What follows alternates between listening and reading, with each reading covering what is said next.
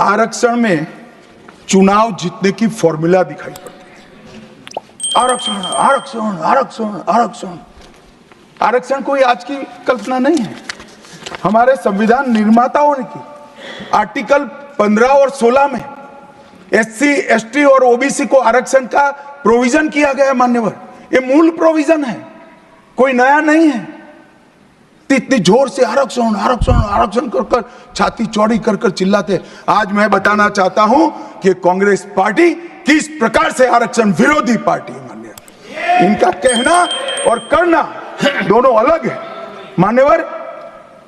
आरक्षण के लिए नेहरू जी के उद्गार अंत में मैं बताऊंगा, परंतु ओबीसी को आरक्षण देने के लिए 1995 में 55 में काका साहेब कालेलकर कमीशन बना मान्यवर। इसका रिपोर्ट कहां है? दोनों सदन के रिकॉर्ड पर मैंने ढूंढा, कहीं नहीं, बुला दिया गया। क्यों? क्योंकि ओबीसी को आरक्षण मिलता था। इन्होंने क्या किया? झूठ बोलना शुरू किया कि हम आरक्षण बढ़ा देंगे, आरक्षण बढ़ा देंगे, आरक्षण बढ़ाना चाहिए, आरक्षण 50% से ज्यादा बढ़ा। ये क्यों बढ़ाना है मैं बताना चाहता हूं मान्यवर।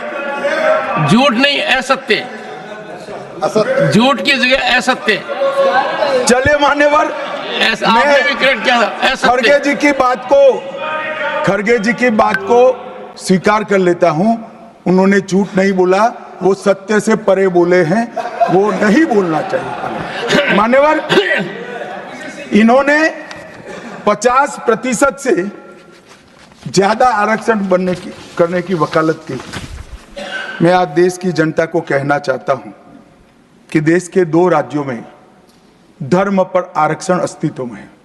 धर्म के आधार पर आरक्षण ये गैर संवैधानिक है मान्यवर। संविधान सभा की कोई भी डिबेट आरक्षण के प्रावधान करने वाले आर्टिकल की पढ़ लीजिए। इसमें स्पष्ट किया गया है कि कोई भी आरक्षण धर्म के आधार पर नहीं हो सकता। आरक्षण पिछड़ापन के आधार पर।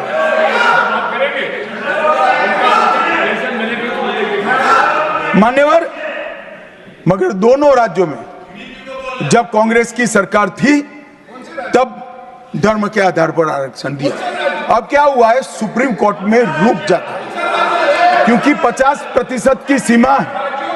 वो ओबीसी का कोई कल्याण नहीं चाहते हैं।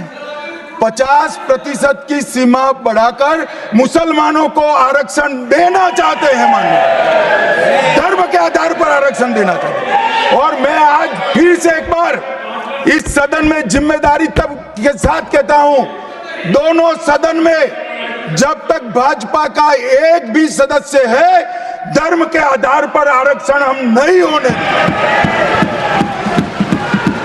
ये संविधान विरोधी है।